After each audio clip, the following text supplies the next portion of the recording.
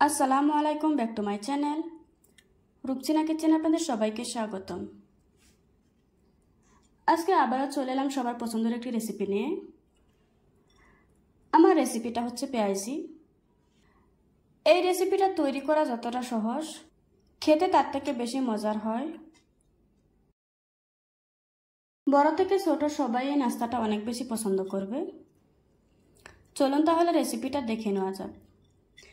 পেঁয়াজি বানানোর জন্য প্রথমে নিয়ে নিচ্ছি বড় সাইজের 5টা পেঁয়াজ কুচি, দিয়ে দিচ্ছি স্বাদ মতো লবণ, আর দিয়ে দিচ্ছি 4-5টার মতো কাঁচা লঙ্কা কুচি,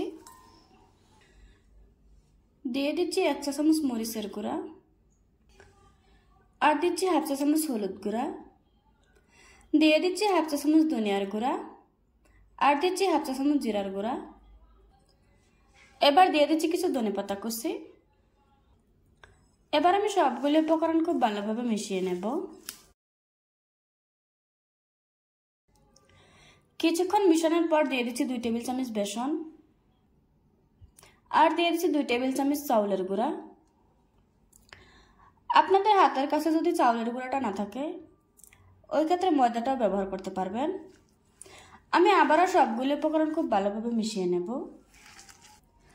আমি এখানে পানি দিব না, পেঁয়াজে লবণ দেওয়ার কারণে পানি উঠবে, ওই পানিটা দিয়েই হয়ে যাবে। আমার মাখানাটা হয়ে গিয়েছে। এবার আমি এটাকে একটা সাইডে রেখে দেব। অন্যদিকে চুলায় একটি কড়াই বসিয়ে দিয়েছি, আর পরিমাণ মতো তেল দিয়ে দিয়েছি। এবার তেলটা গরম হয়ে আসার জন্য অপেক্ষা করব। আমি মিডিয়াম আঁচে তেলটাকে গরম করে নিয়েছি।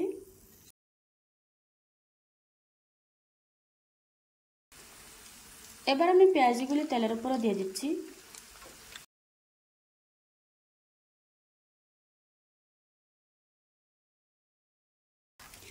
এই পর্যায়ে চুলার আঁচ আমি মিডিয়ামে রেখেছি।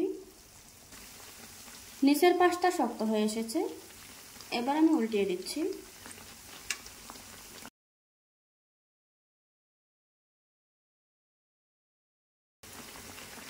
এভাবে করে উল্টিয়ে পাল্টে আমি পেঁয়াজগুলো ভেজে নেব।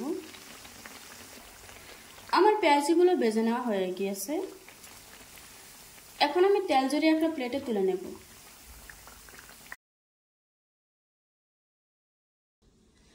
দেখুন বন্ধুরা, আমার পেঁয়াজিগুলো বানানো হয়ে গিয়েছে। আশা করছি আজকের এই সহজ রেসিপিটা আপনাদের কাছে ভালো লাগবে। ভালো লাগলে আমার চ্যানেলটা সাবস্ক্রাইব করে পাশে থাকা বেল বাটনটি অন করে রাখবেন। আবারও কথা হচ্ছে নতুন কোনো ভিডিওতে। ততক্ষণ সুস্থ থাকবেন, ভালো থাকবেন। আল্লাহ হাফেজ।